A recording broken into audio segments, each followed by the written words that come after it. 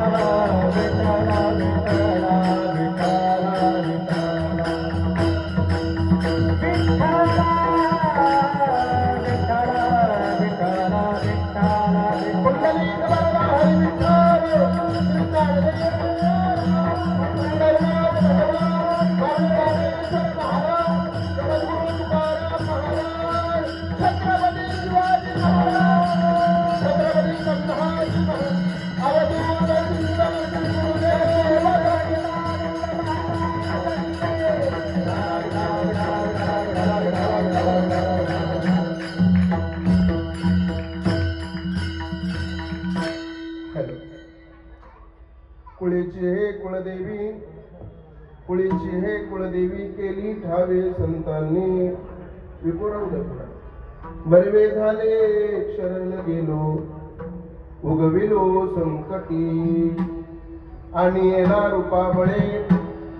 येला रूपाबळे करुणी खळे हरिदासी बरवे झाले शरण गेलो उगविलो संकटी तुका मने समागमे नाचू प्रेमे लागलो बरवे झाले शरण गेलो उगविलो संकटी समचरण सरोजम सांद्रणी लाभुदाभम जगननी तपानी मंडलम मंडनानाम तरुण तुलसीमाला कल्लरं नेत्रम सदैवलहासं विठ्ठलं चिंतयामि पांडुरंगा करो प्रथम नमन पांडुरंगा करो प्रथम नमन दुसरे चरण संतांचिया त्यांच्या कृपादाने कथेचा विस्तारू बाबाजी सद्गुरुदास तुका जयांचे केलिया स्मरण होय सकळ विद्येचे अधिकरण तेच बंधू श्री चरण श्री गुरूंचे ते नमस्कारोनी आता ओम नमो ज्ञानेश्वरा करुणा करा दयाळा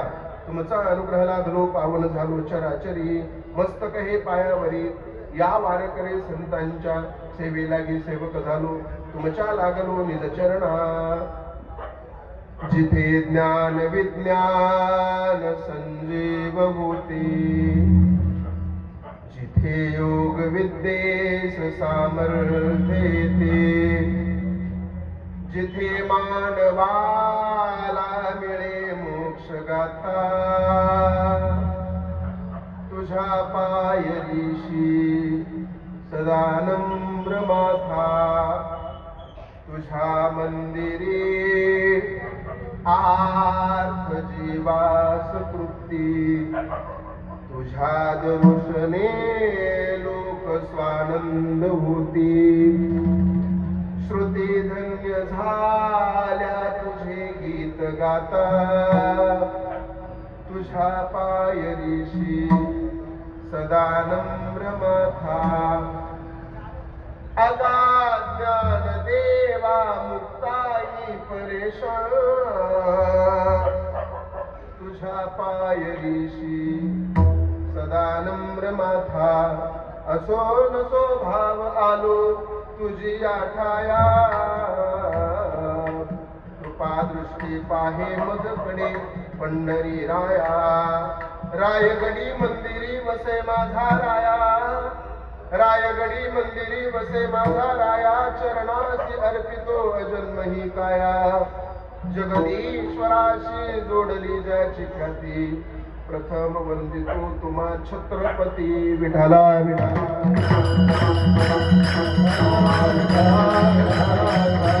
कुळीची हे कुळदेवी केली ठावी संतांनी बरवे झाले शरण गेलो उगविलो संकटी प्रस्तुत प्राप्त प्रसंगी प्राप्त स्थळी चिंतन रूपी सेवेसाठी निवडलेला अभंग या अभंगावर चिंतन करण्यापूर्वी थोडासा परिहार द्यायचा तो म्हणजे असा अखिल पट ब्रह्मांड नायक रुक्मिणी प्राण संजीवन जगत आधार पांडुरंग परमात्म्याच्या असीम आगात कृपेने मुक्त कैवल्य तेजोनिधी ज्ञानियांचे राजे योग्यांची माऊली साधकाची मायबाप अनाथाची माय विश्व माऊली ज्ञानोपकार आहे आदि करून श्रीमंत संत जगद्गुरु तुकोबाराय सकल संत मांदियाळीच्या कृपा आशीर्वादानं या ठिकाणी ब्रह्मलीन परमपूज्य आदरणीय श्री सद्गुरु नवनीतानंद महाराज यांच्या समाधी सोहळ्यानिमित्तचा हा भव्य दिव्य अखंड हरिनाम सप्ताह वर्ष पहिले बरोबर ना समाधी सोहळ्याचं प्रथम वर्षाचा अखंड हरिनाम सप्ताह समस्त तुम्ही सगळ्या गुरुबंधू परिवारानं अत्यंत सुंदर आणि भव्य दिव्य पद्धतीने या ठिकाणी आयोजित केला त्याबद्दल तुम्हाला समस्त गुरुबंधू मंडळीला मनापासून धन्यवाद देतो त्यांच्यानंतर जे गादीवर बसलेले आहेत ते त्यांचे सुपुत्र आदरणीय अवधूतानंद महाराज आणि आदरणीय श्री परमानंद महाराज हे दोन्ही महाराज मंडळी या ठिकाणी उत्कृष्ट पद्धतीनं हे सर्व चालवत आहेत या दोघांना सुद्धा कोटी कोटी धन्यवाद देतो आणि नेहमी माझं भाग्य आहे की काय माहिती दरवेळेस माझं कीर्तन गुरुवारच्याच दिवशी इथं असतं हे माझं भाग्यच म्हणावं लागेल काही मंडळीचं भाग्य असतं महाराज तसं तुम्ही आम्ही सगळे माणसं भाग्यवान आहात मी नेहमी कीर्तनातून सांगत असतो जरी तुम्ही ऐकलेलं असलं तरी पुन्हा पुन्हा ऐका कारण ते रोज माझं सांगण्याचं काम आहे ते सांगण्याचं पुण्य मला आहे आणि ते ऐकण्याचं पुण्य तुम्हाला आहे त्याचं कारण असं आहे तुम्ही आम्ही भाग्यवान माणसं आहोत भाग्यवान या करता आहोत कारण आपला जन्म या महाराष्ट्रामध्ये झाला भारताचे पहिले पंतप्रधान पंडित जवाहरलाल नेहरू नेहमी म्हणायचे ते म्हणायचे तुमचा महाराष्ट्र खूप भाग्यवान आहे विनोद भाऊ. ते म्हणायचे आवाज एकदा सेट केला की पुन्हा बिघडू नका सर. विडाला विडाला विडाला. ते म्हणायचे तुमचा महाराष्ट्र खूप भाग्यवान आहे. त्याला एका पत्रकारानं प्रश्न विचारला, साहेब का आमचा महाराष्ट्र भाग्यवान आहे? त्यांनी उत्तर फार सुंदर दिलं. ते म्हणले तुमचा महाराष्ट्र या करता भाग्यवान आहे कारण या भारत देशामध्ये जेवढे संत जन्माला आले नाही तेवढे संत तुमच्या महाराष्ट्रामध्ये जन्माला आले. पण ते पुढचं वाक्य फार सुंदर बोलायचे. ते म्हणायचे या भारत देशामध्ये जेवढे संत जन्माला आले नाही तेवढे संत तुमच्या महाराष्ट्रामध्ये जन्माला आले. पण महाराष्ट्रातल्या लोकांना संत असताना कळाले नाही, गेल्यानंतर कळाले.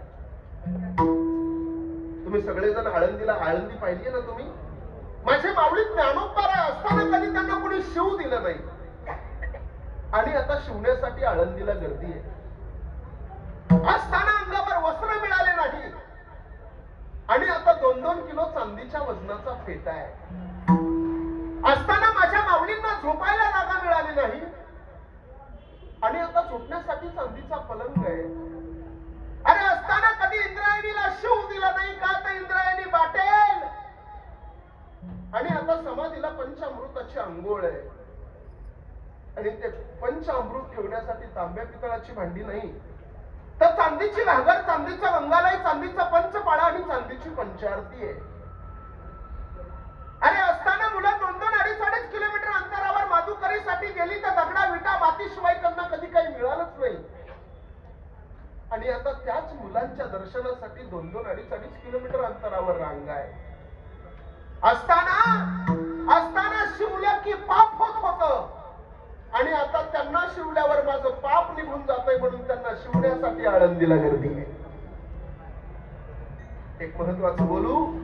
अरे असताना माझ्या ज्ञानोबारायाला कोणी खापर मिळू दिलं नाही आणि आता सोन्याच्या ताटात नैवेद्य. अरे असताना माझी माऊली पंढरीला निघाली तर अणवाणी पायाने माझ्या माऊलीनं पंढरपूरची वारी केली. पाय उन्हामध्ये भाजत होते म्हणून वडाची पानं पायाला बांधली आणि पहिली पंढरीची वारी माझ्या ज्ञानोबारायानं केली. आणि आता माऊली पंढरीला निघाली तर सोन्याच्या पादुका चांदीच्या पालखीत आहेत, चांदीची पालखी चांदीच्या रथात आहे आणि चांदीच्या रथाला बैलजोड कोणाचा झुंपायचा म्हणून निलाव आहे आणि निलावामध्ये ज्याचा नंबर येईल त्याची बैलांसकट आळंदीमध्ये मिरवणूक आहे. अरे असताना माझ्या माऊलींना पैठणला न्याय मिळू दिला नाही. शरद महाराज आता आपल्यावर अन्याय झाला की आपण न्याय मागायला आळंदीला जातो. बोला ना.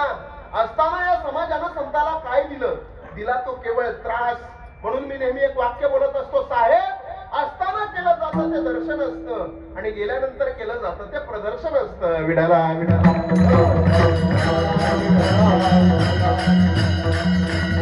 म्हणून आपण भाग्यवान माणसं आहोत. त्यातले त्यात मी जरा जास्त भाग्यवान आहे. माझं कीर्तन दर गुरुवारी आहे.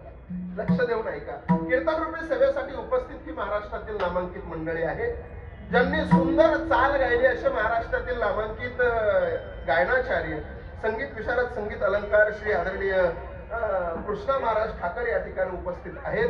कल्याण तालुक्याचं नाही तर या ठाणा जिल्ह्याचं भूषण असणारे आमचे आदरणीय कृष्णा महाराज उपस्थित आहेत. फार त्यांचं सत्कार्याला त्यांची उपस्थिती असते. त्यांनाही कोटी कोटी धन्यवाद देतो. टाळ्या वाजवा जरा. टाळ्या वाजवण्याची पद्धत आहे.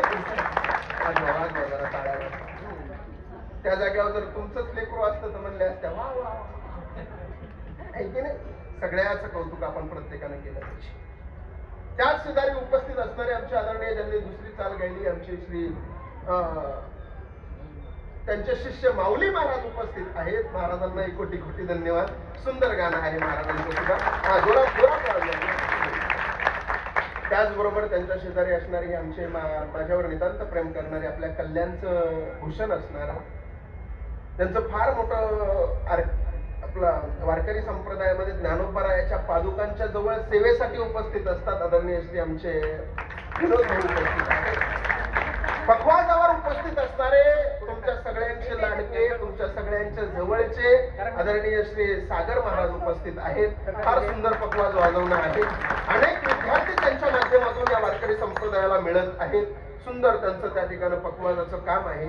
अनेक विद्यार्थी त्यांच्या माध्यमातून घडतात आणि नेहमी या आपल्या मठाला, या संस्थानाला त्यांचं सहकार्य असतं आणि त्यांच्याच माध्यमातून, कृष्ण महाराजांच्या माध्यमातून एवढी मोठी मोठी मंडळी तुम्हाला उपस्थित आहे महाराज.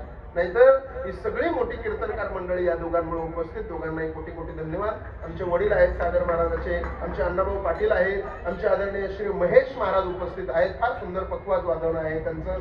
शरद महाराज उपस्थित आहेत, आमचे साबळे महाराज उपस्थित आहेत.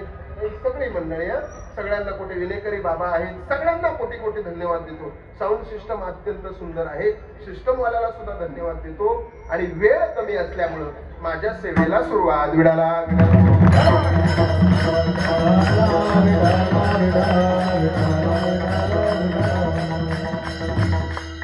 हे बघा, माझं कीर्तन लय अवघड नसतं, माझं कीर्तन सोपं असतं. थोडं लक्षपूर्वक ऐकायचं, थोडं लक्षात. ही सगळी मंडळी इथं उपस्थित आहे. आता सगळ्यांचा, तुमचा, माझा काही म्हणजे सगळ्यांचा जरी तोंड ओळखीचा परिचय असला आणि मी तुमच्यासाठी काही बसल्या लोकांसाठी नवीन असलो, तुम्ही माझ्यासाठी जरी नवीन असलात, तरी कीर्तन आपल्यासाठी नवीन नाही, हे प्रत्येकाने लक्षात घ्या. कीर्तन थोडं लक्षपूर्वक ऐका. कीर्तन ही साधना फार सुंदर आहे महाराज. अध्यात्म हे फार सुंदर आहे. एक सांगू तुम्हाला, कृष्ण महाराज विज्ञानानं रक्त कसं बनवायचं विज्ञानाला समजलं. रक्ताचा रंग कोणतं फळ खाण्यानं लाल होतो हे विज्ञानाला समजलं. रक्त नसल्यावर कोणतं रक्त कोणत्या माणसाला द्यायचं हे विज्ञानाला समजलं. पण अजून रक्त बनवण्याची मशीन विज्ञानाला तयार करता आली, ती आमच्या अध्यात्मात आहे. तुमचं हृदय कसं चालतं, हृदय काढून एका बाजूला ठेवून हृदयाची शस्त्रक्रिया विज्ञानाला करता आली. हृदय कशा पद्धतीने चालतं हे मशीन विज्ञानाला पाहता आलं तयार करून. पण हृदय चालवण्याच्या पाठीमागे एक कोणाची तरी वेगळी शक्ती आहे, ती शक्ती विज्ञानाला नाही पाहता. तुमचे डोळे विज्ञानाला तपासता आले, तुमच्या डोळ्यामध्ये काय काय आहे, तुमच्या डोळ्यामध्ये कोणता बिंदू आहे तो विज्ञानाला तपासता आला. तुमच्या डोळ्याचं ऑपरेशन विज्ञानाला करता आलं, पण दृष्टी विज्ञानाला नाही देता आली. हे अध्यात्म आहे महाराजांचं. आणि अध्यात्माची नामचिंतनाची ताकद किती मोठी आहे सांगू तुम्हाला, ऐका लक्ष देऊन. या महाराष्ट्रामध्ये मालेगाव नावाचा एक तालुका आहे आणि त्या मालेगाव तालुक्यामध्ये ढवळेवीर नावाचं एक गाव आहे. त्या ढवळेवीर गावामध्ये रुक्माई आई म्हणून फार मोठी साध्वी होऊन गेल्या. त्या रुक्मिणी आई म्हणून साध्वी होऊन गेल्या, त्यांना महाव्याधी होती म्हणून गावाच्या बाहेर गावकऱ्यांनी त्यांना झोपडं बांधून दिलं होतं. पण त्याच गावामध्ये खंडोजी बाबा नावाचा एक साधू राहत होता. त्या खंडोजी बाबाचं एकच काम होतं, सकाळी उठायचं, गावाच्या बाहेर असणाऱ्या झोपडीमध्ये राहणाऱ्या रुक्मिणी आई साहेबांना आंघोळ घालायची, तिचे कपडे बदलायचे, त्यांना जेवू घालायचं आणि रोज संध्याकाळी त्यांच्या जवळ जायचं आणि त्यांच्यापाशी हरिपाठ म्हणायचं. लक्षपूर्वक ऐका. खंडोजी बाबा पुढे हरिपाठ म्हणायचे, सुंदर ते ध्यान उभे विटेवरी. रुक्मिणी आई पाठीमागा हरिपाठ म्हणायच्या, करे कटेवरी ठेवून या. रोजचा नित्यक्रम असायचा. महाव्याधी होती त्यांना. पण एक सांगू तुम्हाला, ऐका, लक्ष द्या माझ्याकडे. काही कालांतरानं नियमानं त्या रुक्मिणी आई साहेबाला देवाघरी जावं लागलं आणि देवाघरी गेल्याच्या नंतर त्या गावकऱ्यांनी रुक्मिणी आईची प्रेत यात्रा काढली. घरामध्ये पवित्र तुळशीची माळ होती. प्रेत यात्रा काढली. प्रेत यात्रा काढल्याच्या नंतर गावाच्या बाहेर ती प्रेत यात्रा नेली. प्रेताला अग्निदाह दिला आणि अग्निदाह दिल्याच्या नंतर सगळे जण पाहत राहिले. अरे संपूर्ण प्रेत जळालेलं होतं, पण गळ्यात ते तुळशीची माळ तशीच्या तशी होती. ही माझ्या अध्यात्माची ताकद आहे. ती तुळशीची माळ पाहायची असेल तर अजूनही मालेगाव तालुक्यामध्ये ढवळेवीर नावाचं गाव आहे, तिथं विठ्ठल रुक्मिणीच्या मंदिरामध्ये तुम्हाला ती तुळशीची माळ पाहायला मिळेल. आणि आई साहेबांचं निधन झाल्याच्या नंतर ती तुळशीची माळ घेऊन संपूर्ण गावकरी मंडळी खंडोजी बाबाकडे गेले. खंडोजी बाबाने तुळशीची माळ हातामध्ये घेतली आणि रुक्मिणी आई साहेबांचा सुंदर फोटो बनवला आणि तो फोटो विठ्ठल रुक्मिणीच्या मंदिरामध्ये लावला आणि त्या फोटोवरती तुळशीची माळ घातली. ही बातमी आमच्या अंधश्रद्धा निर्मूलन समितीच्या लोकांकडे गेली. ऐका मंडळी,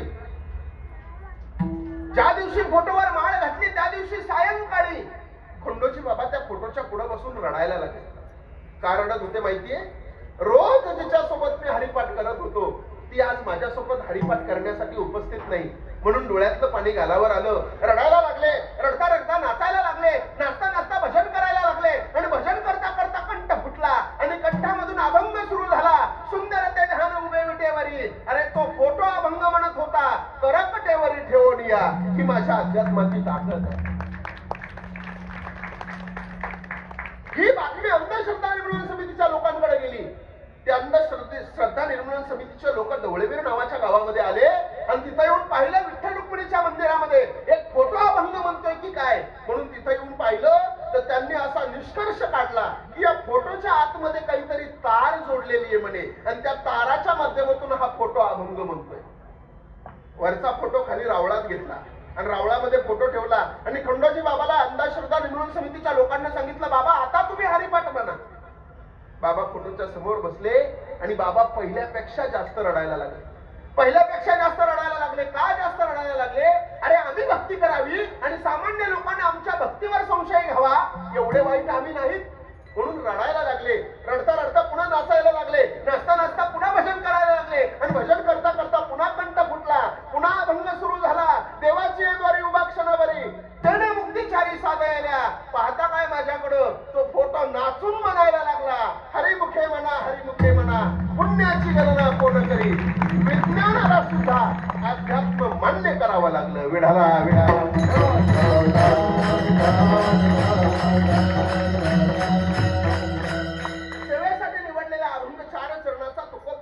अत्यंत सुंदर. या अभंगामध्ये जगद्गुरु तुकोबाराय म्हणतात की अनादी कालापासून ज्या देवीचं ज्ञान नव्हतं ती आमच्या कुळची कुळदेवी आम्हाला संतांनी तिची माहिती करून दिली.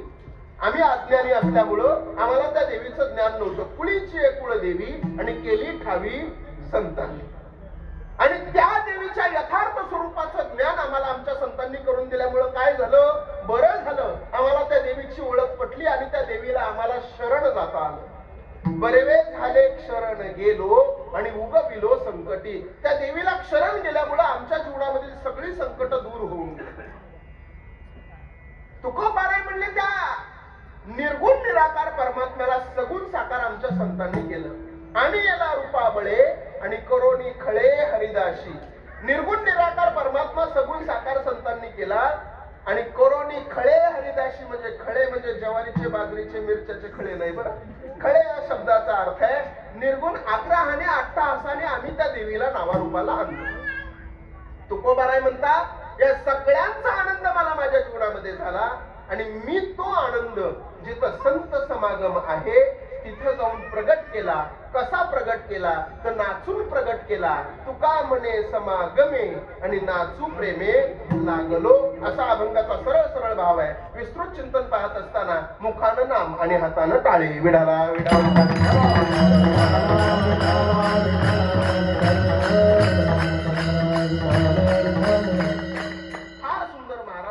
सप्ताहाचं नियोजन अत्यंत गोड तुम्ही सगळ्यांनी केलंय. कीर्तनासाठी मोठी मोठी माणसं उपस्थित आहेत महाराज. बरं हे सोपं नसतं महाराज. गाणं सोपं नसतं, वाजवणं सोपं नसतं. हे सोपं आहे का?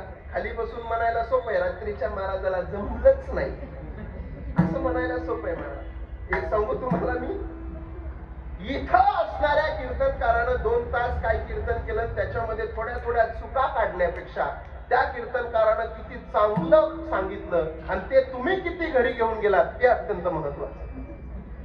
नाही तर लय अवघड आहे महाराज. ज्याला बोलता येत नाही माईक वर ते म्हणतं नाही नाही जमलंच नाही.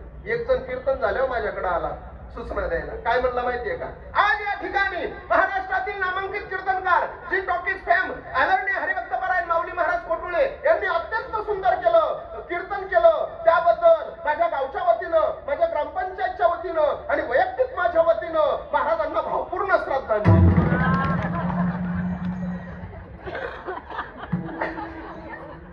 अरे मी जिवंत आहे तर बरंच माझ्या फोटोवर हार घालतो ना.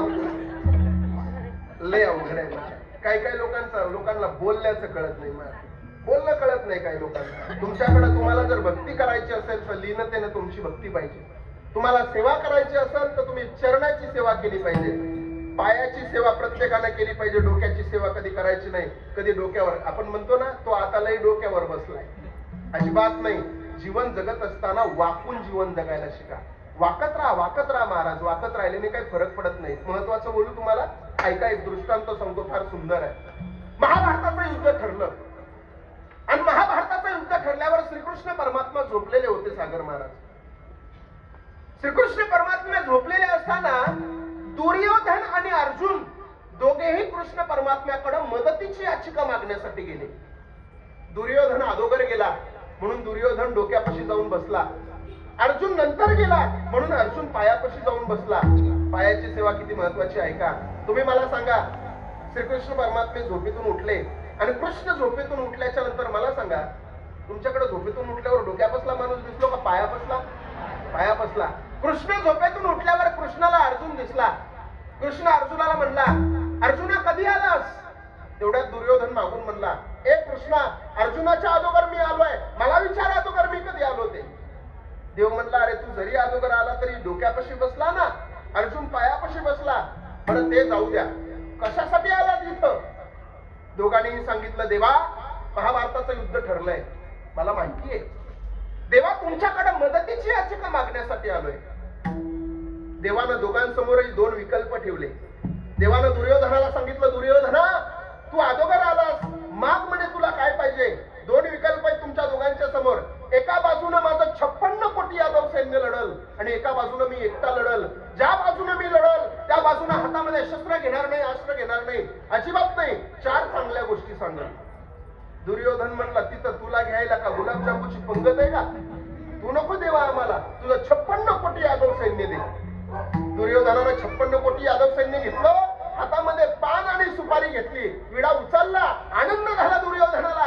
आता विजय माझा होणार, माझा विजय होणार म्हणून आनंदात होता दुर्योधन. देवानं अर्जुनाकडे पाहिलं, हे अर्जुना तुला काय पाहिजे माग? अर्जुन म्हणला, देवा मला तुझं 56 कोटी यादव सैन्य नको, मला तू पाहिजे देवा. देवानं सांगितलं, अर्जुना मी तुझ्या बाजूने. लक्षात आहे तुझ्या हातामध्ये शस्त्र घेणार नाही, चालेल देवा. हातामध्ये अस्त्र उचलणार, चालेल देवा, मला फक्त तू पाहिजे. घेतलं महाराज. हातामध्ये पान आणि सुपारी घेऊन दुर्योधन राजदंडाच्या पायऱ्या उतरत होता. भगवान श्रीकृष्ण परमात्मा अर्जुनाकडे पाहून हसले. अर्जुन म्हणला, देवा का हसलात माझ्याकडे बघून? देवानं सांगितलं, अर्जुन हार तो तेरी पक्की है, तू सदा रहेगा उदास. अर्जुन हार तो तेरी पक्की है, तू सदा रहेगा उदास. माखन तो दुर्योधन ले गया, तेरे पास बचा खाली छास. अर्जुन होता महाराज. बंदुकीतून गोळी निघल्यासारखं अर्जुनानं उत्तर दिलं. अर्जुन म्हणला, भगवान जीत तो मेरी ही होगी, भगवान जीत तो मेरी ही होगी, दास रहता है कभी उदास. भगवान जीत तो मेरी ही होगी, दास रहता है कभी उदास. अरे माखन से क्या लेना मुझे, माखन चोर है मेरे पास. पायाची सेवा करा, पायाची महाराज. पायाची सेवा केल्यावर देव सुद्धा आपल्या दारात त्या ठिकाणी राबत असतो. विडाला अभंग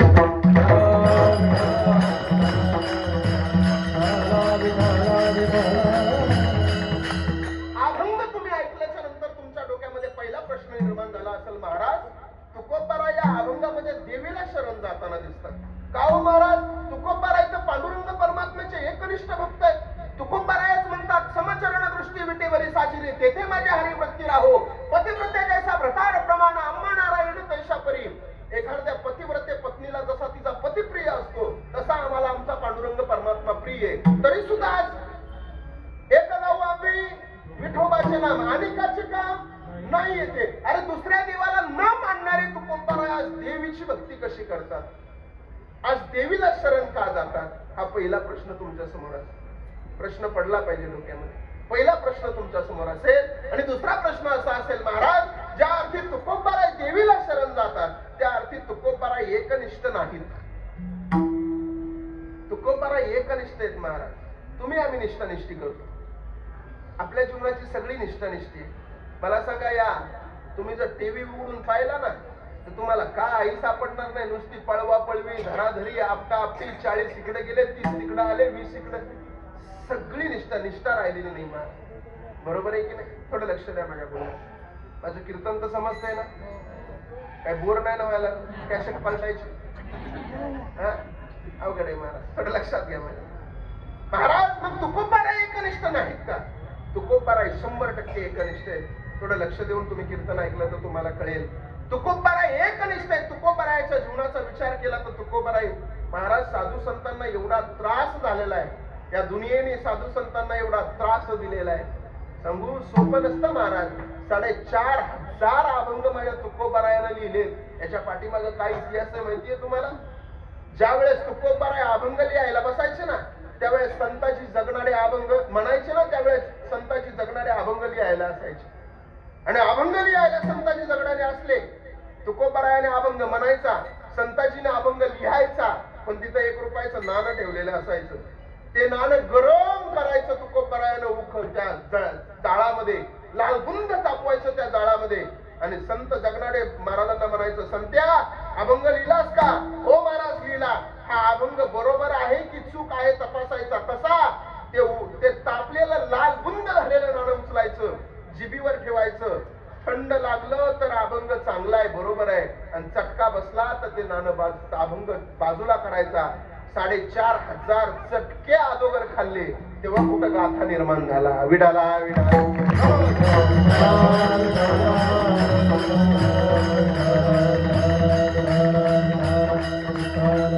महाराज तुकोबाराय अभंगामधून देवीला शरण जातात. देवीला शरण जातात म्हणजे काय करतात? तुकोबारायची एकनिष्ठता नाही का? आहे महाराज एकनिष्ठता. एक महत्वाचा मुद्दा सांगू तुम्हाला, देव आणि देवी हे वेगळे नाहीतच. देव आणि देवी वेगळे नाहीतच. कारण अवताराच्या राशे तो हा उभा विटेवरी, त्यांना अवतार कार्य संपून पुन्हा अवतार घ्यावा लागला महाराज. आता मला सांगा, खंडोबाचा अवतार आहे, कशासाठी झाला? एका राक्षसाला मारण्यासाठी वेळूच्या काठीनं मारलं म्हणून खंडोबाचा अवतार झाला महाराज. येळकोट येळकोट म्हणतो आपण, वेळूच्या काठीनं मारलं म्हणून महाराज. सांगू तुम्हाला, लक्षात घ्या. देव आणि देवी वेगळी कशी नाहीत सांगतो तुम्हाला. तुम्ही बसलात या ठिकाणी, मला सांगा, पुरुष जर गेला म्हणजे घरी नाही, गोइंग टू यमपुरी, पुरुष जर गेला तर आपण सगळेजण काय म्हणतात? ह्याच्यातला आत्मा गेला.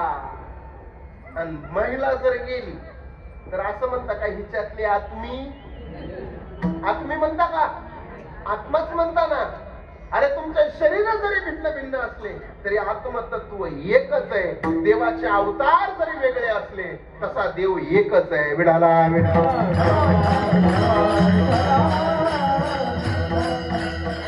सांगत असतो, महिला मंडळ परमार्थ करण्यामध्ये जेवढं तुम्हाला जास्त पुण्य कमवता येतं तेवढं आम्हाला नाही. तुमचा अधिकार मोठा आहे. का अधिकार मोठा आहे माहितीये? तुम्ही जेवढं पुण्य कमवाल तेवढं पुण्य तुम्हालाच राहतं. तुम्ही जर पाप केलं तर तुमच्यातलं अर्ध पाप आमच्या वाट्याला येतं. हे शास्त्र लिहिलेलं आहे. आम्ही जर पुण्य केलं तर आपल्यातलं अर्ध पुण्य त्यांना जातं, आणि आपण जर पाप केलं तर आपलं पाप आपल्यालाच राहतं. हे शास्त्र आहे महाराज. तुम्ही म्हणताल महाराज कसं म्हणता? हे तुम्हाला पटवून देतो, ऐका लक्ष देऊन. मला सांगा, जर एखादा माणूस डॉक्टर असला तर आपण त्याच्या बायकोला काय म्हणतो? तिला लिहिता येत नसलं तरी काय म्हणतो? डॉक्टर आहे. एखादा जर वकील असला तर बायकोला काय म्हणतो? वकिलीन. एखादा जर सरपंच असला तर बायकोला काय म्हणतो? सरपंचीन. एखादा मास्तर असला तर बायकोला काय म्हणतो? मास्तरीन. एखादा कंडक्टर असला तर बायकोला काय म्हणतो? कंडक्टरीन. एखादा जर बुवा असला तर बायकोला काय म्हणतो? बुईन. नाही नाही ऐका महाराज. बघा, आता आम्ही सरपंच झालो आणि तुमच्याकडे काहीच नसलं तरी तुम्ही काय म्हणता? सरपंची म्हणून घेताना स्वतःला. तुम्हाला पद नसलं तरी आमचं अर्ध आलं का तुमच्याकडे? बरोबर. आता तुमच्यातलं अर्ध जातं का आमच्याकडे? बघू बरं. जर एखादी बाई एखाद्या सरकारी दवाखान्यात नर्स म्हणून कामाला असेल, नर्स, तर आपण याला म्हणतो का? नर्सोबा म्हणतो का आपण? नाही म्हणत महाराज. अजिबात यांच्यातला अर्थ नाही महाराज. लय नमुन्याचे लोक भेटत आहेत कधी कधी आम्हाला, काही प्रश्न विचारतात महाराज. एकदा मी शिक्षक म्हणून शाळेमध्ये गेलो. शिक्षक म्हणून मला सुरुवातीला नोकरी लागली होती बरं, पण ते महिन्याला 30,000 रुपये कोणी घ्यायचे इथं दिवसाला भेटायला लागले म्हणून आपलं चाललं. मी शाळेमध्ये गेलो एकदा शिकवायला, सागर महाराज. आणि शाळेमध्ये शिकवायला गेल्यावर एका पोराचा डब्बा घेतला. म्हणलं राम्या डब्बा बघू रे. त्या राम्याने मला डब्बा दिला. मी तो डब्बा सुंदर खाल्ला, मला आवडला महाराज. मी त्याला म्हटलं, हे राम्या, जर तुला घरी आईने विचारलं डब्बा काय केला तर काय सांगशील? तो म्हटलं, सांगून देईन कुत्र्याने खाल्ला.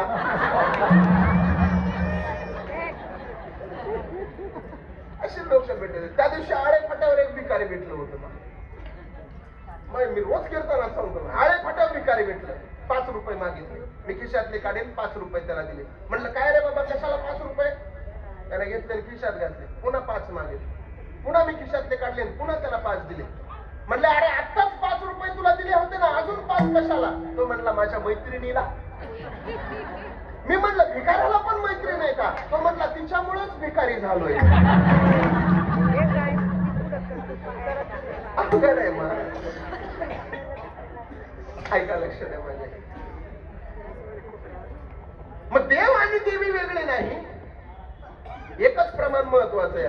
अवतार आशा राशे तो हा उभा विठेवरी आणि शंख चक्र गदा पद्म सहित हरी. जगाच्या पाठीवर अवतार जरी वेगळे असले तरी देव मात्र एकच आहे आणि त्या देवाला तुकोबार आहे. आज अभंगाच्या पहिल्या चरणात शरण जाताना कोळीची हे कुळदेवी,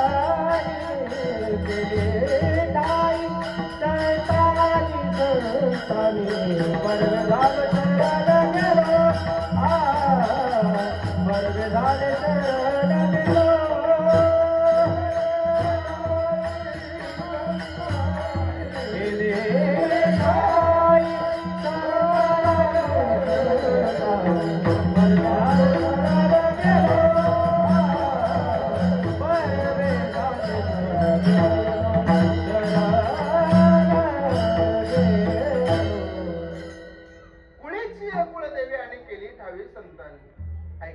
आता या देवीची यथार्थ स्वरूपाची ओळख आम्हाला संतांनी करून दिली. मग कशी करून दिली तर सांगतो. संतांनी, हे बघा, तुम्ही लक्ष देऊन ऐकत असाल तर बोलेल, या जगाच्या पाठीवर हे जग एक कोर्ट आहे. तुमच्याकडून जर चुकी झाली, तुम्हाला जर सजा झाली, बोलू नका, तुम्हाला जर सजा झाली तर तुम्ही सजा सोडवण्यासाठी कोणाकडे जाता? वकिलाकडे, बरोबर ना? तसं ऐका, हा जग रूपी आपलं कोर्ट आहे. तुम्ही आम्ही आरोपी आहोत, संत हे वकील आहेत आणि जगाचा मालक पांडुरंग परमात्मा हा जज आहे. तुम्ही जर संतांच्या बोटाला धरलो तरच या पाप रूपी सजेतून बाजूला निघाल, नाही तर तुम्हाला जेलमध्ये जाऊन बसल्याशिवाय पर्याय नाही. म्हणून सांगतो, या संतांनी आपल्याला त्या देवाच्या यथार्थ स्वरूपाची ओळख करून दिली. तुम्ही म्हणाल महाराज कशी करून दिली, आम्हाला एक उदाहरण सांगा. सांगतो एक उदाहरण आहे. बलिप्रतिपदेचा दिवस. बलिप्रतिपदा म्हणजे काय हो? बोला ना. वा वा वा, दिवाळीचा पाडवा. त्या दिवशी काय असतो? नवरा हा बायकोला इकडे म्हणतात ओवाळत असतो, बायको ही नवऱ्याला ओवाळत असते. मला सकाळी इथं बसलेल्यापैकी किती जणांना ओवाळलं? हात वर करा. झालं महाराज, गेलं, जुनं झालं आता ते, आता राहिलं नाही. आता काय करायचं? दिवा, घरामध्ये जर खिडकी असली ना, दिवा लावायचा, खिडकीत ठेवायचा, मान फिरून घ्यायची. बलिप्रतिपदेच्या दिवशी बायको ही नवऱ्याला ओवाळत असते. सांगतो ऐका, यथार्थ स्वरूपाची ओळख, देवाची यथार्थ स्वरूपाची ओळख संतांनी तुम्हाला आम्हाला कशी करून दिली? अहो, तुम्हाला आम्हाला करून दिली यात काय नवल आहे? जगाच्या मालकीनीला सुद्धा करून दिली, हे महत्व. ऐका लक्षात. बलिप्रतिपदेच्या दिवशी पांडुरंग परमात्म्याला ओवाळण्यासाठी रुक्मिणी आई साहेब रावळामधून बाहेर आल्या, घरामधून रावळामध्ये आल्या. हातामध्ये ताट घेणार होत्या. देवाला सांगितलं, देवा अहो आज तुमचा सण आहे. देवानं सांगितलं काय करायचंय? थांबा, तुम्हाला ओवाळायचंय. म्हणून ताट आणण्यासाठी आतमधल्या घरात गेल्या. देवघरामध्ये ताट बनवत होत्या रुक्मिणी आई साहेब. आणि ताट बनवत असताना देवाला असं वाटलं आपण थोडी रुक्मिणी आई साहेबांची चेष्टा करावी, म्हणून देवानं सगळ्या साधू संताला मिस कॉल दिला. फोन लावला, कोणाला ट्विटर, कोणाला केलं, कोणाला व्हॉट्सअप, कोणाला काय, सगळ्याला. ज्ञानोबा आले, तुकोबा आले, नाथ महाराज आले, जगनाने महाराज आले, सगळे संत मंडळी आले. सगळे असे जसे काळकरी उभा राहिले ना तसे सगळे लाईनीत उभा राहिले. देव सुद्धा त्यांच्या लाईनीत उभा राहिला आणि देवानं आपलं शरीरच सगळ्यांना देऊन टाकलं. जिकडं बघा तिकडं पांडुरंगच दिसायला लागला. नामदेवराय थोडे लाडाचे होते म्हणून नामदेवराय पाठीमागून येणार होते. सगळे जण लाईनीत होते. जिकडे बघाव तिकडे पांडुरंग परमात्मा दिसत होता. रुक्मिणी आई साहेब आतमधल्या घरामधून हातामध्ये ताट घेऊन बाहेर आल्या. पाहिलं तर सगळीकडे पांडुरंगच आहे. त्यातलं आपलं गिराईक कोणतं हे त्यांना ओळखू येईल. त्यातलं आपलं गिराईक कोणतं हे त्यांना ओळखू येईल. मग तेवढ्यात नामदेवराय आले आणि नामदेवराय आल्यावर नामदेवरायानं समोर एंट्री केली. रुक्मिणी आई साहेबांना नामदेवरायाला विचारलं, नामा अरे याच्यातलं आपलं गिराईक कोणतं ते बघ ना. पण त्या अगोदर नामदेवरायानं रुक्मिणी आई साहेबाकडे पाहिलं आणि सगळ्या पांडुरंगाकडे पाहिलं. सगळे सारखे दिसायला लागले. नामदेवराय म्हणले, आई साहेब अहो याच्यातलं तुमचं गिराईक कोणतं आहे? आई साहेब म्हणल्या, तेच तर कळलं नाही ना मला. आणि नामदेवरायाकडे पाहून आई साहेब लाजल्या. लाजले गे माये आता कवना ओवाळू, कवना ओवाळू, जिकडे पाहे तिकडे, जिकडे पाहे तिकडे चतुर्भुज गोपाळू. जिकडे बघाव तिकडे पांडुरंग परमात्मा दिसायला लागला. नामदेवरायाला सांगितलं, नामा तुला चांगली ओळख आहे देवाची, याच्यातलं सांग ना आपलं गिराईक कोणतं आहे. नामदेवराय म्हणले काय आई साहेब अहो जगाचा संसार ज्या मालकासोबत करता, अरे वृक्षाची पाने हाले ज्याची सत्ता त्याच्या मालकीन तुम्ही, चाले हे शरीर कोणाची सत्ता त्याच्या मालकीन तुम्ही, आणि जगाच्या मालकाला ओळखू शकत नाही. तुमचा पतिदेव तुम्हाला ओळखू येत नाही, कसल्या पतिव्रता तुम्ही. म्हणून रुक्मिणी आई साहेबाला टोचलं थोडं. आणि ऐका ना, नामदेवरायानं सगळ्यांकडे पाहिलं. नामदेवरायाला सगळ्यांमध्ये सगळे सारखे दिसायला लागले. पण कोपऱ्यामध्ये नामदेवरायाला एक मिस्टेक दिसली. मिस्टेक अशी दिसली की भृग ऋषीनं देवाच्या छातीवर मारलेली लात, त्या लातेचा ठसा एका कोपऱ्यातल्या गिरायकाच्या छातीवर होता, बाकीच्या सोंगा द्यायचा नव्हता. आई साहेबाला नामदेवरानं सांगितलं, नामदेवराय आई साहेब ओवाळा या गिरायकाला, आपलं गिरायक आहे म्हणे. आई साहेब म्हणल्या, बघ बरं नामा, हे बलिप्रतिपदेचं ताट आहे, हे का रक्षाबंधनचं ताट नाही. दुसरीकडे गेलं तर चुलत भाऊ, गुरु भाऊ, आत्ते भाऊ, मामे भाऊ म्हणता येईल, पण हे ताट जर दुसरीकडे गेलं तर चुलत नवरा म्हणता येतं का? हे बघ. रामदेवराय म्हणले, माझ्यावर विश्वास ठेवा. आणि मग खून पटली. वय जयंती माळगळा श्रीवत्सलांचोल, श्रीवत्सलांचोल, विष्णुदास नामा, विष्णुदास नामायने दाविली खून. यथार्थ स्वरूपाची देवाची ओळख माझ्या संतांनी तुम्हाला आम्हाला सगळ्यांना करून दिली, म्हणून केली ठावी.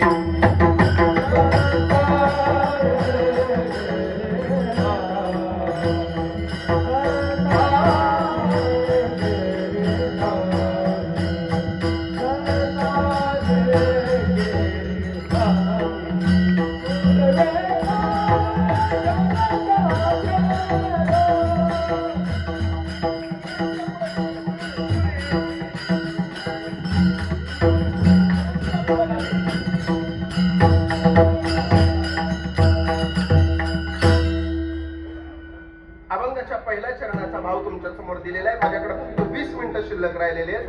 सगळ्याला विनंती आहे, मोठ्या प्रेमानं मोठ्या सुंदर भजनाचा कार्यक्रम आपण सगळ्यांना करायचं. गोड भजन म्हणायचं. तुम्ही सगळ्यांनी माझ्या पाठीमागे म्हणायचं. म्हणताना सगळेजण माझ्या पाठीमागे लाजायचं नाही. नेहमीप्रमाणे आता तुमची माझी काय ओळख झाली, आपण एकामेकाला जुने आहोत, बरोबर आहे ना.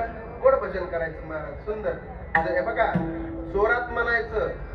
आता जरी तुम्हाला तिकीट जरी फ्री केलेलं असलं सरकारनं, हे तिकीट तर विनाकारण फ्री केलं महाराज. या महिला मंडळीला विनाकारण फ्री केलं. आमच्या गावाकडं म्हाताऱ्या माणसाला तिकीट फ्री केल्यामुळं सुनबाई सासूला सांगते, जा बाई बाजार करून ये. आणि 1000 रुपये बाजारला देते, म्हातारी 2000चा तेलाचा डबा घेऊन येते 30 रुपयाच्या खर्चीमध्ये, आणि येताना अर्धा डबा पालता करून येते. काय जाळायचे का तुमचं हाफ तिकीट? काय करायचं महाराज? अवघड आहे महाराज. आणि खरं सांगू का, मी मगापासून सांगतोय, भजन सुद्धा करत असताना आणि संपूर्ण आजच्या कीर्तनातून एवढंच शिकायचं, लीनता महत्वाची. लीनता. तुम्हाला एखाद्या का पैसे मागायचे ना, लीनतेने मागायचे. दादा आमची परिस्थिती थोडी अवघड आहे, थोड्या दिवसाने तुला देऊन टाकल. आणि त्याला जर म्हणलात तुम्ही मूर्खा पैसे दे रे, देईल तुम्हाला तो. एक उदाहरण सांगतो तुम्हाला, ऐका. काय झालं बघा, गावामध्ये फार मोठा सावकार, त्या सावकाराचं वजन 200 किलो, आणि गावातल्या एका सामान्य पाटलाला पैशाची गरज लागली. त्या पाटलाला 3 पोरं, त्या पाटलाला 2 पोरं. पहिल्यांदा लहान्या पोराला पाठवलं सावकाराकडे. लहाना पोरगा सावकाराकडे गेला, मुनीम समोर बसलेला होता. मुनीमाला म्हणला, मुनीमजी आम्हाला 2 लाख रुपये पाहिजे. मुनीम म्हणला, भेटून जातील, काही अडचण नाही. पण तेवढ्या सावकार वरून चालत येत होता, झाड सावकार. लहाना पोरगा जो गेलेला होता ना सामान्य पाटलाचा, तो तर सावकाराकडे पाहतच राहिला. मुनीम म्हणला, का हो का पाहता? सावकार म्हणला, का रे का पाहता? नाही म्हणला, तुमच्याकडे पाहून एक विचार करतोय, जर तुम्ही मेलात तर तुम्हाला घराच्या बाहेर कसं काढायचं?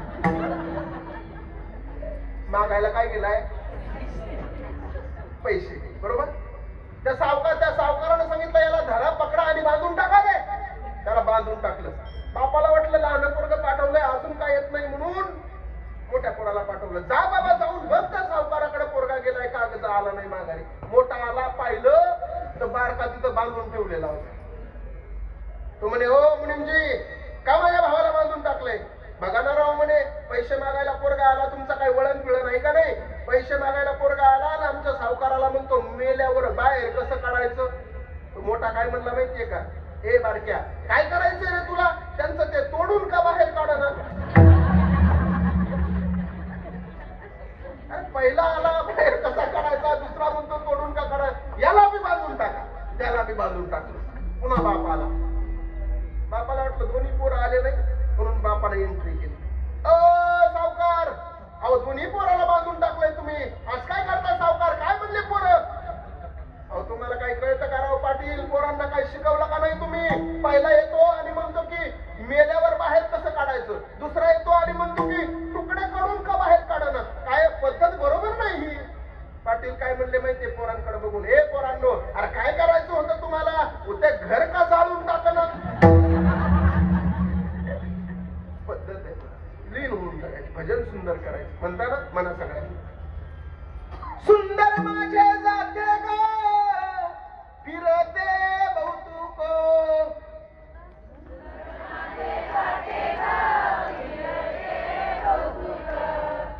जीव चाललाय.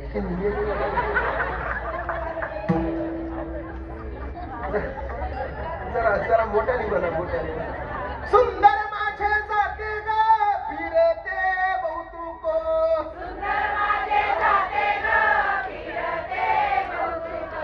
ओव्या गाऊ कौतुके तू ये रे बा विठ्ठला,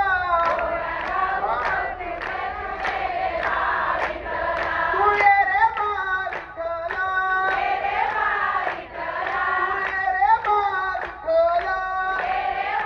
विठ्ठला, तू ये रे बा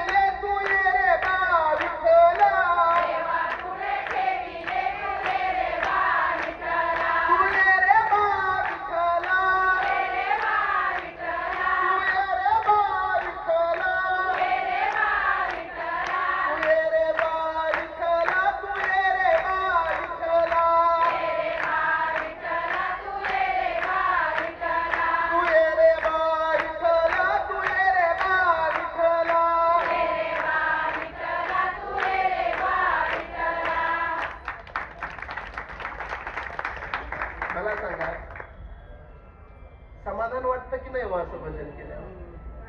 तुम्हाला सगळ्यांना प्रश्न, एवढं सुंदर तुम्ही भजन करत होता, हे भजन करताना तुम्हाला तुमचा संसार आठवला का हो? बोला ना. देवासोबत एकरूप होण्याचं एकमेव साधन कोणतं आहे तर त्याचं नाव आहे नामचिंतन. मी नेहमी सांगत असतो. म्हणून सगळ्यांनी मोठ्या प्रेमानं भजन करायचं. म्हणताना माझ्या पाठीमाग हात वर करा, गोड भजन, महिला पुरुष जेंट लेडीज सगळे सगळे सगळ्यांनी हात वर आणि भजन म्हणायचं माझ्या तुले हरी का नाम विठ्ठल पांडुरंगा.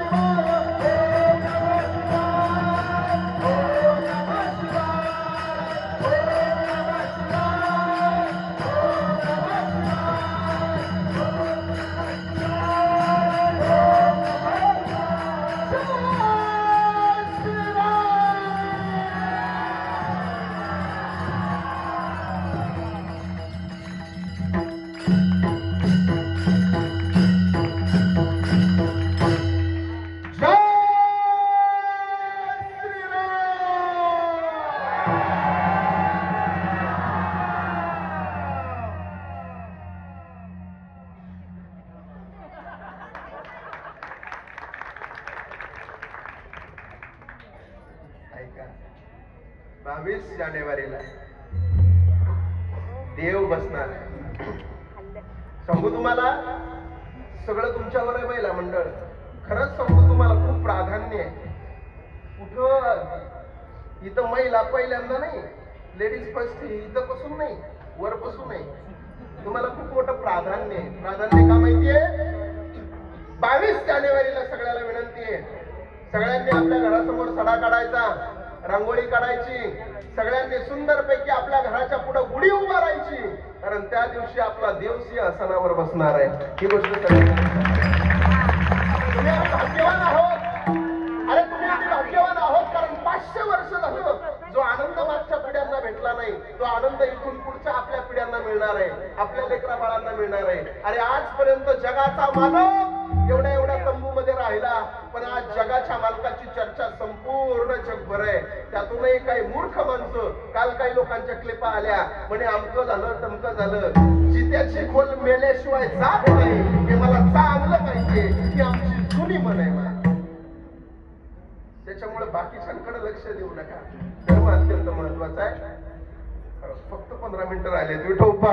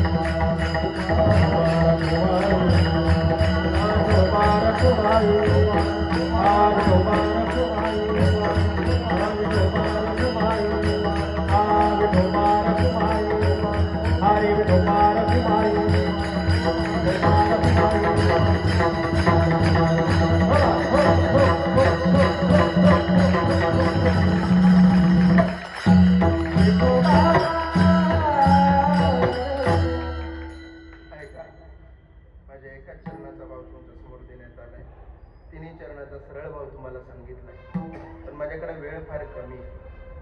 माझ्या कीर्तनात नेहमी असंच होतं, वेळ कधी निघून जातो हे मलाही कळत नाही, कोणालाच कळत. ऐका लक्षात, तुम्हाला सगळ्याला विनंती आहे, नवीन वर्ष सुरू झालंय, तसं आपलं पाडव्याला आहे, पण या नियमानुसार नवीन वर्ष जर चालू झालेलं असेल तर सगळ्याला विनंती असेल माझी, सगळ्यांनी पैसा भरपूर कमवा, संपत्ती भरपूर कमवा, सगळं भरपूर कमवा, पण त्याचबरोबर माणुसकी कमवायला विसरू नका, एवढी माझी सगळ्यांना विनंती. सांगू तुम्हाला, आदमी कब तक धन के पीछे भागता है, जब तक उसके नाम के आगे निधन नहीं लगता, तब तक आदमी धन के पीछे भागता है. सध्या लोक माणुसकी विसरत चालले. किती गंमत आहे बघा ना. नारळाला डोळ्यात पण त्याला दिसत नाही, कपाला कान आहे त्याला ऐकू येत नाही, सुईला नाक आहे तिला श्वास घेता येत नाही, कंगव्याला दात आहे त्याला खाता येत नाही, बाटलीला तोंड आहे तिला पिता येत नाही, टेबलाला पाय आहे त्याला चालता येत नाही. माणसाकडे सगळं आहे पण त्या माणसाला माणुसकी नाही. ही फार मोठी शोकांतिक आहे. विको थोडा कमी करा दादा बोलताना. ही फार मोठी शोकांतिक आहे. आणि माणसाची किंमत कुठपर्यंत असते, कुठपर्यंत तुमची किंमत आहे? चला तुमची माझी यांची कुठपर्यंत किंमत आहे चला बोला. सांगू तुम्हाला, रस्त्यावर जर तुमची जमीन आली तर तुमच्या जमिनीची किंमत वाढते, रस्त्यावर तुमचा प्लॉट आला तर तुमच्या प्लॉटची किंमत वाढते, रस्त्यावर तुमचं दुकान आलं तर तुमच्या दुकानाची किंमत वाढते, रस्त्यावर तुमचं घर आलं तर तुमच्या घराची किंमत वाढते. पण रस्त्यावर जर माणूस आला तर त्या माणसाची संपूर्ण किंमत कमी होऊन जाते. ही तुमची आणि माझी किंमत आहे. काय बोला सर, म्हणून जीवन जगत असताना सुंदर जीवन जगायला शिका. सांगू तुम्हाला, ऐका, तुम्ही ज्या परमार्थाची साधना करताय जीवनामध्ये सहन करायला शिका. साधना नामचिंतन करत असताना सहन करायला शिका. सहन करणारी व्यक्ती फार मोठी असते. मी एकदा लोहाराच्या दुकानामध्ये गेलो, त्यावेळेस लोहाराच्या दुकानामध्ये उद्घाटनासाठी लोहारानं मला बोलवलं. ज्यावेळेस लोहारानं उद्घाटनासाठी मला बोलवलं त्यावेळेस सगळ्या नव्या वस्तू मांडलेल्या होत्या. हातोडा होता, छन्नी होती, सगळं होतं, पण आयरन मात्र जुनी होती. मी त्या सगळ्या नवीन वस्तूला हळद कुंकू लावायला गेलो. त्यावेळेस तो लोहार मला काय म्हणला माहितीये? तो लोहार मला म्हणला, महाराज अहो यांना नका पूजन करू, अगोदर आयरणीला कुंकू लावा. मी म्हणलं अरे आयरन तर जुनी आहे ना, तू तर नव्या वस्तू ह्या घेतल्या ना, अरे याचं पूजन अगोदर झालं पाहिजे. तो म्हणला नाही नाही महाराज, ही आयरन जुनीच नाही, तर ही आयरन माझ्या बापानं वापरली, ही आयरन माझ्या आजोबानं वापरली, ही आयरन माझ्या पंजोबानं वापरली, तरी सुद्धा आयरणीचीच पूजा अगोदर करा. मी म्हणलं का रे, ह्या हातोडा नवीन असताना सुद्धा याची पूजा न करता तू आयरणीची पूजा करायला लावतोय. तो काय म्हणला माहितीये? तो फार सुंदर बोलला. तो म्हणला महाराज असे कित्येक हातोडे आले आणि हिच्यावरती आपटून तुटून गेले, पण आयरन मात्र तसेच्या तशी राहिली. हातोडा मारायचं काम करत होता, आयरन मात्र सहन करायचं काम करत होता. म्हणून जीवनामध्ये सहन करायला शिकायला. सांगू तुम्हाला, ऐका. आमच्या कृष्णांचं फार, कृष्णा महाराजांचं म्हणणं असतं मी कीर्तनाला आल्यावर, महाराज तुम्ही छत्रपती शिवाजी महाराज आम्हाला थोडे सांगा. आणि मी नेहमी कीर्तनातून सांगतच असतो महाराज. एक प्रसंग सांगतो तुम्हाला, उदाहरण सांगतो महाराजांचं, महाराजांच्या जीवनातलं. झालं एक 5 मिनिटात मी कीर्तन आटोपणार आहे. चालेल ना तुम्हाला? वाटलं तर चालेल? चालेल? बर, विचारलेलं बरं असतं महाराज. असंच एका कीर्तनात मी म्हणलं कवर चालू द्यायचं कीर्तन, पाठीमागून एक म्हातारा उठले, मला म्हणतात चलू दे उजड. असं नको व्हायला, लय नमुन्याचे भेटत आहेत महाराज कधी कधी. एका कीर्तनात मी असंच एका कीर्तनात म्हणलं ह्या गावातले सगळे माणसं मरणार. सगळ्यांनी माना खाली घातल्या आणि एक बाईची मान वर उंच करून हसत होती. मी म्हणलं का बाई हसत होती? ती म्हणली तुम्ही आत्ताच म्हणले ना या गावातले सगळे माणसं मरणार. मी म्हणलं मग? ती म्हणली मी ह्या गावची नाही.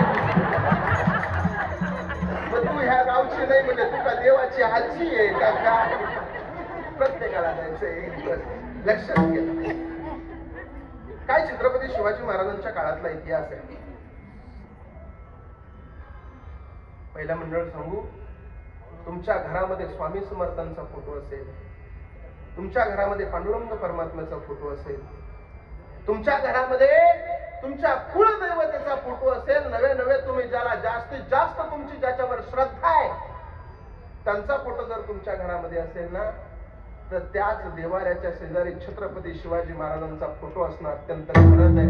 कारण सांगू तुम्हाला, त्याच्या पाठीमागचं कारण आहे, अरे आमचं जाऊ दे, आपण तुमच्यावर एवढे मोठे उपकार आहेत माझ्या राजांचे. अरे आजही तुम्हाला जर राजे नसते ना, तर आपल्याला सगळ्याला म्हणावं लागलं असतं हुजूर थोडा संकीर्तन करना चाहते हैं, परवानगी मिलेगी, हे म्हणावं लागलं असतं आपल्याला. काय होता माझा राजा सांगून जाईल तुम्हाला. अरे इसवी सन 1645 ला हे देखणं स्वराज्य उभा राहिलं. एक मावळा माझ्या राजानं घेतला होता. प्रत्येकाच्या हातामध्ये झेंडा दिला, प्रत्येकाच्या हातामध्ये भवानी दिली आणि पोरांना सांगितलं तानाजी आला, येसाजी आला, बाजी आला, जेबे आले, बादल आले, मोरार आले. सगळा मावळ प्रांत एकत्र झाला, सातारा प्रांत एकत्र झाला, सगळी माणसं आली आणि सगळ्याला राजांनी सांगितलं पोरांनो, प्राण गेला तरी चालेल गड जिंकायचा, जीवन संपलं तरी चालेल महाराष्ट्र काबीज करायचा. एक पोरगा उठायचा, म्हणायचा ओ राज ठरले राज, कोण म्हणता नाही राज, उडवायची राज ही सुलतानी सत्ता, आता साप उडवायची राज. एक मावळा यायचा काढायचा महाराज. जो इतिहास तुम्ही कधी ऐकला नाही तो इतिहास तुम्हाला देण्याचा प्रयत्न करतो. ऐका, या महाराष्ट्रामध्ये कोल्हापूर नावाचा गाव आहे आणि त्या कोल्हापूरच्या शेजारी पन्हाळा नावाचा किल्ला आहे. त्या पन्हाळ्यावर एकदा त्या महाराजांवर अनेक संकट आली आणि त्या पन्हाळ्यावर छत्रपती शिवाजी महाराज 1300 बांधल मावळ्यासोबत कैद झाले. महाराजांना कैद करण्यासाठी आला होता सिद्दी जोहर, सिद्दी मसूद आणि अफजल खानाचा पोरगा फजल खान. 3 बलाढ्य माणसं 42,000ची पठाणी फौज घेऊन कोल्हापुरावर धडकले. पन्हाळ्याला वेढा दिला. वेढा काही 1 दिवस नव्हता, वेढा काही 2 दिवस नव्हता, वेढा तब्बल 90 दिवस होता. आणि बघता बघता ही धरती हिरवा शालू पांघरून बसली होती. श्रावण महिना उजाडला आणि आता राजांच्या कानावर एक बातमी जायला लागली. कोणीतरी यायचं राजाला म्हणायचं ओ राज, अहो निमपूर नावाचं गाव लुटलं राज. कोणीतरी यायचं म्हणायचं ओ राज, अहो त्या सिद्धीला काहीतरी करा राज. एक जण येतोय ना आया बहिणींची आबरू लुटून जातोय राज. राजाने सांगितलं ज्या आया बहिणींची आबरू वाचवण्यासाठी सुंदर स्वराज्य तलवाराच्या टोकावर उभा करणारा राजा जर इथं कैद झाला असेल आणि माझ्या आया बहिणींना मी वाचवू शकत नसेल तर काय जाळायचं हे स्वराज्य? आता निश्चय केला, आता ठाम निश्चय केला. आता स्वराज्य हा पणाला सोडायचा. पण सोडायचा कसा? तो इतिहास तुम्हाला सगळा माहिती आहे. तुम्ही चित्रपट पाहिला असेल. तिथं शिवा नावी कामाला आला, पण तिथून पावनखिंडीमधून पुढे काय झालं हे कोणालाच माहित नाही. पावनखिंडीमध्ये बाजीप्रभू देशपांडे लढले, पावनखिंडीत बाजीप्रभू कामाला आले. पण पुढे जात असताना विशालगडाच्या पश्चिमेला, पन्हाळगडाच्या पश्चिमेला फार मोठा खंदक खणलेला होता. 100 फूट लांबीचा, 100 फूट खोलीचा, 50 फूट खोलीचा आणि 100 फूट लांबीचा, 50 फूट रुंद, 50 फूट खोल आणि 100 फूट लांब असा एक खंदक खणलेला होता. आणि त्या खंदकामध्ये विस्तव भरलेला होता. कृष्णाने लालगुंड झालेला विस्तव होता. जो कोणी माणूस तो खंदक पार करून पलीकडे जाईल त्याच माणसाला विशालगडाकडे जाता येत होतं, दुसऱ्या माणसाला नाही. सगळी माणसं आली. राजांसोबत 200-300 पोरं होती. सगळी पोरं आली आणि त्या खंदकाच्या समोर येऊन उभा राहिली. आणि राजे मात्र आता त्या खंदकावर पाय ठेवायला लागले. राजे त्या विस्तवावर पाय ठेवायला लागले. पाठीमागून एक मावळा धावत धावत आला. त्या मावळ्याचं नाव होतं शिदनाथ. शिदनाथ नावाचा मावळा धावत आला. राजाच्या खंदकावर पाय ठेवणार तेवढ्यात खाली हात घातला आणि त्या खंदकामधून राजांचा पाय बाजूला काढला. राजे म्हणले, नाथा, स्वराज्याचं तोरण बांधायचं असेल तर या खंदकामधून पलीकडे जावं लागेल. नाथा, नाथानं सांगितलं, राज कोण म्हणता नाही, कोण म्हणता नाही. राज, स्वराज्याचं तोरण बांधायचं राज, या खंदकामधून पलीकडे सुद्धा जायचं राज, पण तुमच्या पायाने नवं, माझ्या पायाने जायचं राज. काय एकनिष्ठ मावळे असतील. स्वतःच्या देहाचं बलिदान देण्यासाठी नंबर लागत होता. माझा नंबर मरायसाठी, माझा नंबर, राजा द्या मला संधी म्हणून एक एक पोरगा जायचा. राजाने नाथाला सांगितलं, नाथा बाजूला हो. अरे हा विस्तव माझ्यासाठी आहे, तुझ्यासाठी नाही. या विस्तवाचे झटके मला लागणार आहेत, तुला लागणार नाही. आता तुझ्यासारखे मावळे बेमतलब मला या स्वराज्यासाठी खर्च करायचं नाही. ऐका ना मंडळी, नाथ बाजूला जाऊन उभा राहिला. कोपऱ्यामध्ये जाऊन नाथ उभा राहिला. नाथाच्या डोळ्यातलं पाणी गालावर आलं. नाथ मरायला लागला. राज, अव राज, 10 मेली तरी चालतील, पण 10ला जगवणारा मालक जिवंत राहिला पाहिजे. 10ला जगवणारा पोशिंदा जिवंत राहिला पाहिजे. कोपऱ्यामध्ये उभा होता. डोळ्यातलं पाणी गालावर होतं. राज, तुम्ही निघून गेला तर या महाराष्ट्रातल्या प्रत्येक बाईच्या कपाळावर कुंकू राहणार नाही. राज, राजा तुम्ही निघून गेलात तर प्रत्येक बाईच्या डोळ्यातलं पाणी गालावर येईल. राजा, राजा असं करू नका. अहो राजा, असं करू नका. म्हणून शिवा नावे आपला त्या नाथ कोपऱ्यामध्ये उभा होता आणि कोपऱ्यामधून नाथ बघत होता. राजांचं शिष्टमंडळ राजांच्या समोर उभा होतं. आता इथून पलीकडे जायचं कसं? सगळेजण विचार विनिमय करत होते. पण तेवढ्यात सगळ्यांची नजर हुकवली त्या नाथानं. नाथ धावत धावत आला, त्या गर्दीमध्ये घुसला, सगळ्यांना बाजूला काढलं आणि खंदकाच्या समोर उभा राहणाऱ्या छत्रपती शिवाजी महाराजांच्या दोन्ही पायांच्या मध्ये आपली मान घातली. राजांना खांद्यावर उचललं आणि महाराष्ट्राचं स्वप्न खांद्यावर घेऊन स्वराज्याचं तोरण बांधण्यासाठी नाथ त्या खंदकामधून चालायला लागला. एक एक एक एक पाय चालत होता. वरून राजे म्हणत होते, नाथा नको, नाथा कशासाठी नाथा. खालून कोपऱ्यापर्यंत नाथ गुडघ्यापर्यंत जळाला तरी सुद्धा एक एक पाऊल नाथ पुढे टाकत होता. नाथ कमरापर्यंत जळाला तरी सुद्धा एक एक पाऊल पुढे टाकत होता. आता 5 पावलं राहिले खंदक संपायचे. नाथ छातीपर्यंत जळायला लागल्या. आता 1 पाऊल राहिले खंदक संपायचं. आता नाथ तोंडापर्यंत जळत होता. अरे एवढा उभा जळत होता नाथ, पण स्वराज्याचं स्वप्न साकार करण्यासाठी पेटलेलं प्रेत सुद्धा त्या खंदकामधून चालत होतं. एक एक मावळा तयार होता. ऐका, आता एका पावलावर राहिला खंदक संपायचं. खांद्यावर राजे होते आणि राजांच्या पायाला आता चटके बसायला लागले. तेवढ्यात नाथानं राजांना खंदकातून बाहेर फेकून दिलं. नाथ सुद्धा खंदकामध्ये पडणार होता. नाथाचा तोल पुढे चालला. नाथाला असं वाटलं, पुढे जर तोल गेला तर माझा राजा वळून माघारी येईल आणि माझ्या गळ्याला गळा लावल, माझे चटके माझ्या राजाला लागतील. म्हणून पुढं जाणारा टोल, पुढं जाणारा झोप त्या सिद्धार्थानं पाठीमागं टाकला आणि राजांना जळता जळता मुद्रा करत होता. राज, ह्या माझा मुद्रा राज, तुम्ही सांगितल्याप्रमाणे जगलो सुद्धा महाराष्ट्राच्या मागणीसाठी आणि मेलो सुद्धा महाराष्ट्राच्या मागणीसाठी.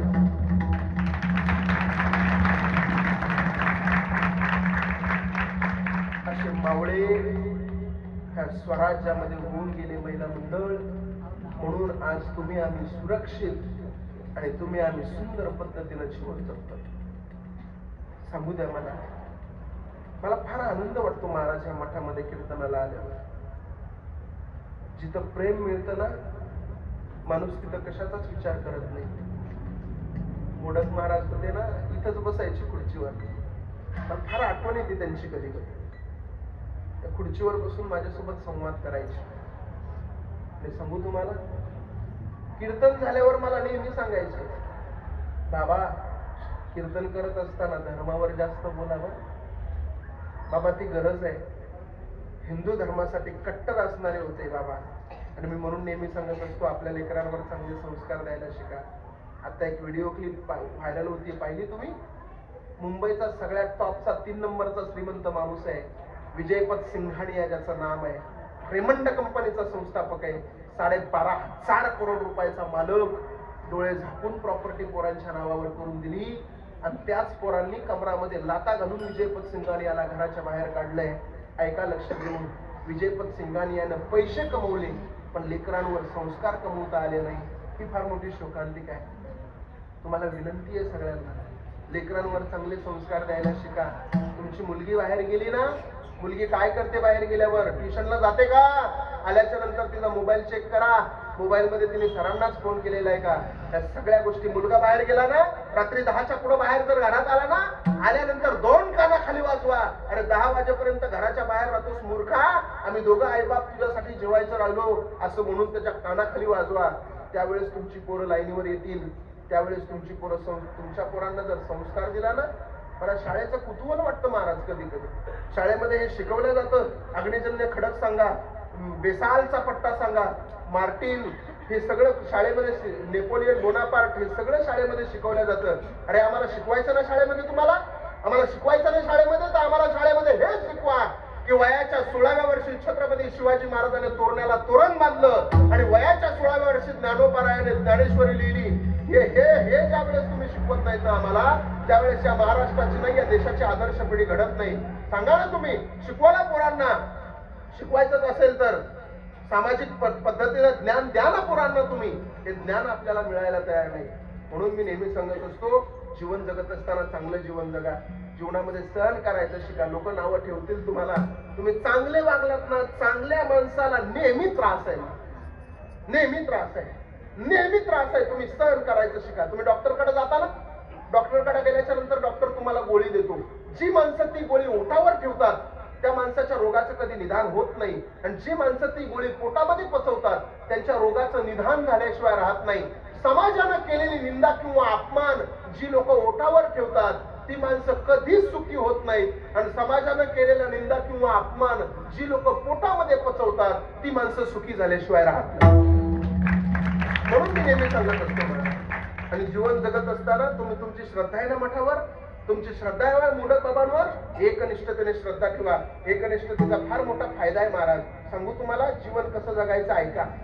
काय झालं बघा, श्रीकृष्ण परमात्मा रासलीला करत होते आणि श्रीकृष्ण परमात्मा रासलीला करत असताना बासरी वाजवायचे. ज्यावेळेस कृष्ण परमात्मा बासरी वाजवायचे त्यावेळेस वृंदावनातल्या सगळ्या गवळणी त्या बासरीमधून निघणाऱ्या मधुर मधुर आवाजाला भुलून त्या बासरी ऐकण्यासाठी यायच्या. एक वेळेस त्या विशाखा नावाच्या गवळणीनं त्या बासरी सोबत भांडण धरलं. ती त्या बासरीला काय म्हणली माहितीये? अगं ए बासरी, तू लाकडाची, आम्ही हाडामासाच्या. बासरी, तू लाकडाची, आम्ही हाडामासाच्या आहेत. आम्हालाही वाटतं देवानं आम्हाला जवळ घ्यावं, पण देव कधी आम्हाला जवळ घेत नाही. काय ग बासरी, असं काय पुण्य केलंस तू? देवानं तुला वाजवल्याच्या नंतर आम्ही सगळं काम धंदा सोडतो तुला ऐकण्यासाठी रासलीला मैदानावर येतो. तेव्हा असं काय पुण्य केलं तू बासरी की देवाच्या एवढ्या जवळ तू जाते? चालताना तू त्याच्या कमरेला असते, झोपताना तू त्याच्या बाजूला असते आणि वाजवताना तू त्याच्या ओठावर असते. असं काय पुण्य केलं तू की देव आम्हाला जवळ घेत नाही? त्या बासरीनं फार सुंदर उत्तर दिलं त्या विशाखा नावाच्या गवळणीला. एवढं ऐकलं तर माझं कीर्तन सफल होईल महाराज. ती बासरी त्या गवळणीला म्हणते, गवळणी अगं मी लाकडाची आहे, तुम्ही हाडामासाचे आहेत. गवळणी अगं मी लाकडाची आहे, तुम्ही हाडामासाचे आहेत. अरे मी जरी लाकडाचे असले तरी कोणत्याही लाकडाच्या बासऱ्या होत नसतात, त्याच लाकडांच्या बासऱ्या होत असतात जी लाकडं सरळ असतात. गावागावामध्ये तुम्ही पाहता जी माणसं विचारानं सरळ असतात तीच माणसं परमार्थातल्या बासऱ्या होत असतात. हे अत्यंत महत्वाचं आहे. ती बासरी दुसरा प्रश्न विचारते. ती बासरी पुन्हा सांगते, अगं गवळणी तुम्ही हाडामासाचे आहेत, मी लाकडाची आहे. मी जरी लाकडाची असले तरी कोणत्याही लाकडाच्या बासऱ्या होत नसतात, त्याच लाकडांच्या बासऱ्या होत असतात ज्या लाकडांमध्ये गाठी नसतात. तुमच्या मनामध्ये गाठी आहेत म्हणून देव तुम्हाला जवळ घेत नाही.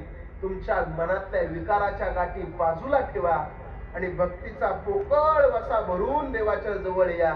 ज्या दिवशी भक्तीचा पोकळ वसा अंतःकरणामध्ये भरून देवाजवळ येतात त्या दिवशी देव सुद्धा तुम्हाला जवळ घेतल्याशिवाय राहणार नाही.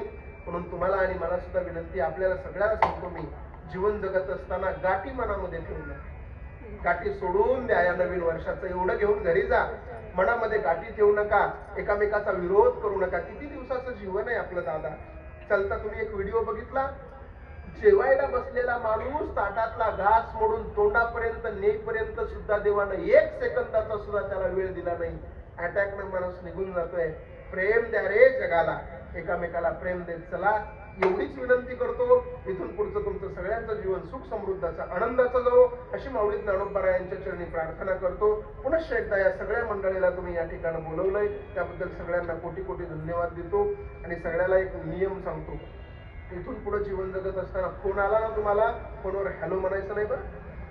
आता हे बघा 22 जानेवारीला भगवान बसणार आहेत ना, आता नवीन वर्षाचं काहीतरी नवीन सुरू करा, बरोबर ना. इथून पुढे हॅलो म्हणा. हॅलो माहितीये का तुम्हाला? बाबा कोण होतो हॅलो? हॅलो शब्दाचा अर्थ माहितीये का तुम्हाला? तरी फोनवर हॅलो म्हणता ना, मग कसं काय म्हणता? ऐकून म्हणता. हॅलो ज्यानं फोन निर्माण केला ना त्याच्या बायकोचं नाव आहे हॅलो.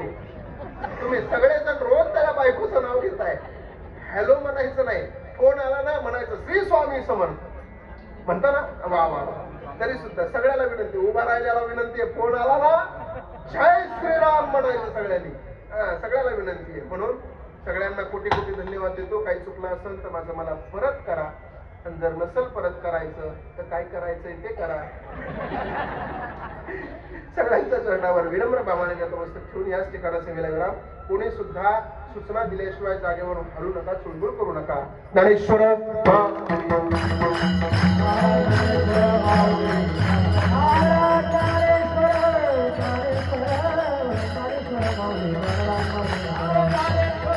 विठ्ठल जय जय जय विठ्ठल जय जय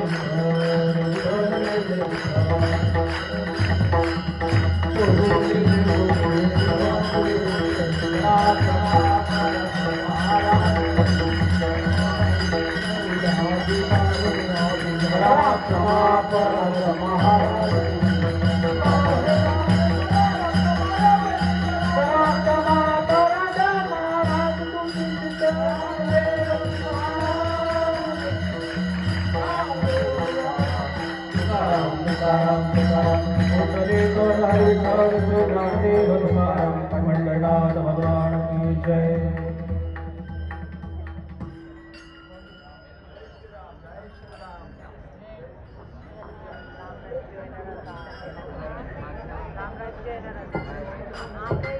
सद्गुरु श्री स्वामी समर्थ महाराज की जय. सद्गुरु श्री नवनीतानंद महाराज की जय. परमपूज्य ब्रह्मालीन सद्गुरु श्री नवनीतानंद महाराज सप्ताह समाधी सोहळा आणि आज सोहळ्याचा 4था दिवस.